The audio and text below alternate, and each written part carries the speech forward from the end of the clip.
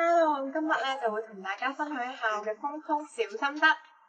我自己咧就食咗 Palm S 1個月啦。